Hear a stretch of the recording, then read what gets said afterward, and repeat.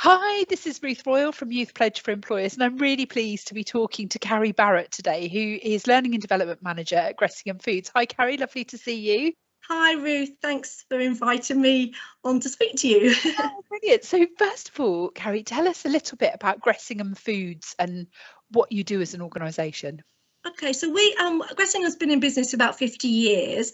Wow. We are the only breeder hatcher of duck products in the UK. So we breed all of our own products, and we also rear all of our ducks, and we also are the ones that manufacture the ducks, which is great because it means that we see every single part of that, production, and know that they're being cared for properly by the right people. Whereas sometimes if you have other companies involved, you're not always, aware of what sort of goes on. Yeah. Oh, that's amazing. And that's amazing. You're the only one in the UK. And I Yes. guess doing all those different sorts of bits, almost like end to end, I guess that people do a lot of different jobs in your organisation. Would Yes, you I tell mean, us a there's a bit? lot. Sorry, yeah, there are loads and loads of different roles and positions.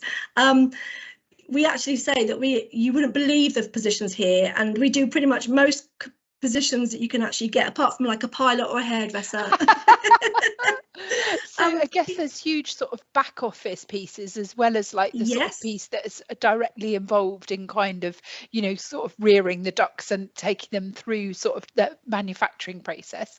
I wondered yes. on the food sort of on the production side, perhaps if we Mhm. started there about the different sorts of jobs that people do. Yes, sure. So we have a big factory near Dis, and that factory has roles from things like accounts, HR, sales. We have planners, we have a new product development kitchen. So we have Wow. lots of different sort of that side of things, as well as engineers, builders. We have a whole workshop of people that, about 15 builders in the company. So you wouldn't even think things like that, really, that we have. That's amazing. But then we have the production staff from butchery, like cut line. We have the slaughter side of it. We also have the packers, the cleaners. There's so many different roles within the factory. Gosh, that is just incredible that is so broad. I wonder, that's amazing, isn't it? The variety that you've got there in the factory. With the breadth of those roles, what are the sort of entry points into Gressingham Foods in that environment? I'd sort of wonder what sort of skills do people need to be able to join you? But the skill side of it, we it's more skills of team building, team working, just a lot of hard work. I'm not going to say it's not hard work, it's very hard Yeah, work. But the skill set, as in regards to GCSEs or A levels, for the standard positions, we don't need any. And, most of right. our guys have been here since they were 16 to 18. Most of our managers who have worked their way up and, 20 years later, they're senior managers. And, Wow. what I try to do is alleviate this idea, that people, that factory work is not a well-paid job. Our starting rate is roughly for a standard worker is about 27,000. So it's, yeah, I My know. gosh. I think it's good. For an apprenticeship, it's about 25. So, Oh, wow, brilliant. And yeah. what sort of apprenticeships do people come in to do? So we have 4 standard ones for that don't require any skill set or any qualifications. So if anyone doesn't quite get their GCSE 4 and above, we can actually work with them and to acquire that. So we don't Wow. actually require that as their, to come into us.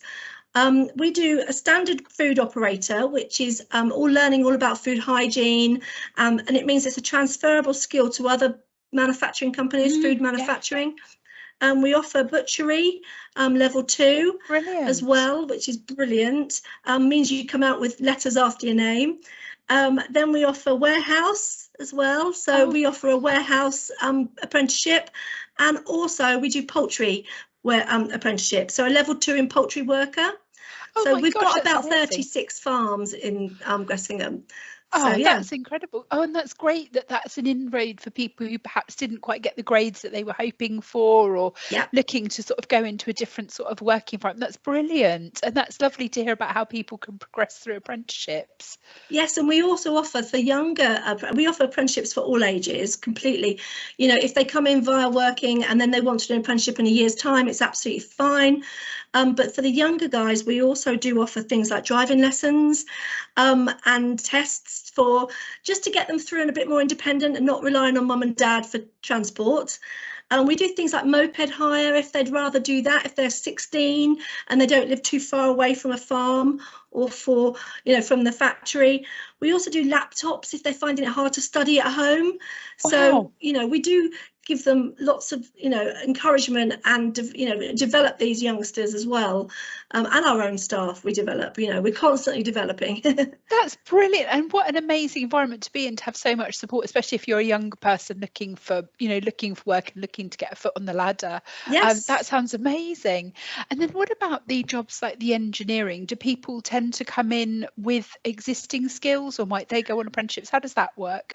So they do usually, engineering is slightly different because we do usually advertise externally sometimes for engineering, but I Mhm. will also say that the number, I mean, we had recently, we took on an engineer who was external, but usually once you're in Gressingham, a lot of the positions come up within. So Yeah. you can then, pick and choose where you go to.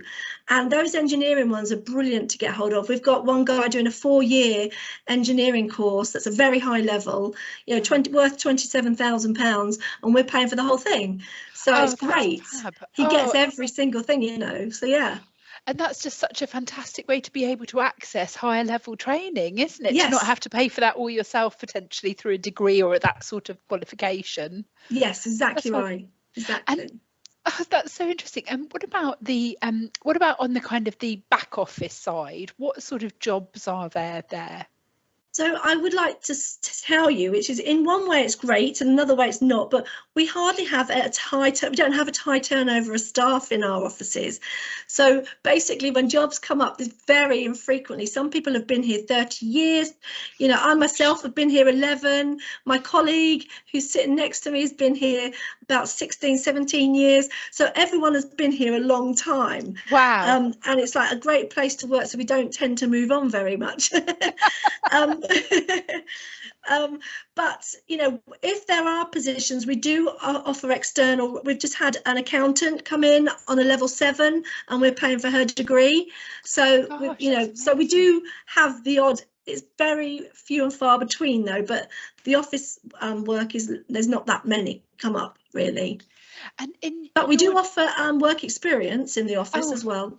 Oh, that's really great to hear that you offer work experience too, because sometimes that can be really challenging for young Yes. people to get, to sort of get opportunities for work experience. Is that sort of Yes. with a Yeah. kind of general office tasks, your work experience? Well, what we would do is we'd put them with maybe like marketing. If they're interested in marketing, we'd let them, and marketing would come up with some things then they could possibly do over the time that they're there, or HR, they could sit in the HR office and help with HR. So it just depends on what they want to do. If they don't know, they can have a day with everyone. Oh, wow, that's brilliant. And that's really interesting to know, because I think that sometimes that can be really hard for young people to get work experience. Definitely.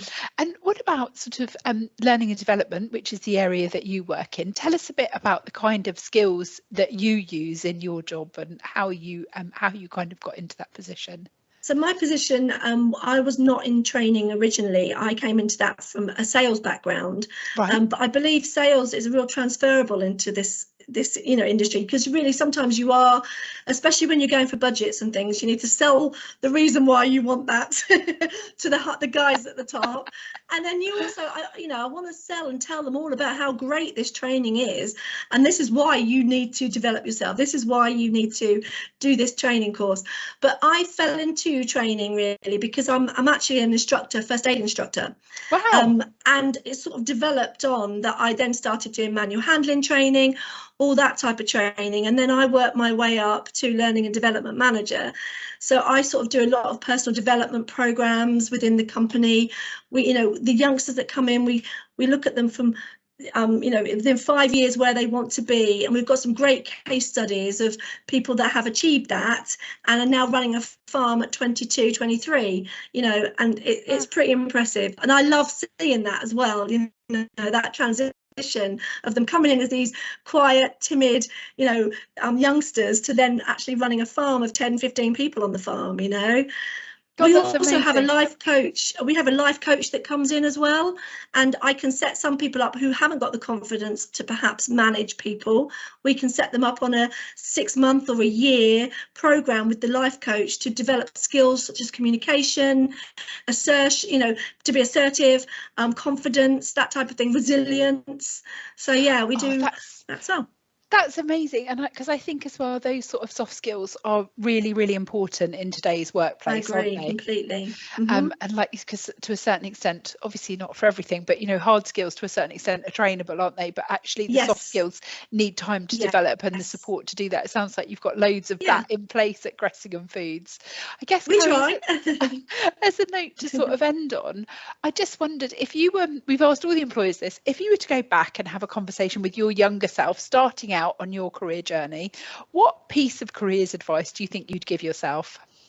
I would say, especially as a youngster at school or just about to leave school or university, is, it seems like the biggest worry of what am I going to do? What job am I going to find? But actually, whatever you do doesn't define what you're going to do in 20 years' time, 30 years' time, because my job is very different now and my priorities are very different.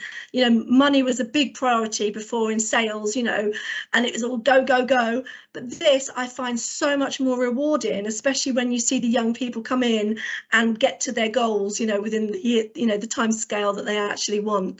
So that's what I prefer now. And I think, it will all change. Everyone will always do something different than when they start. I really believe that.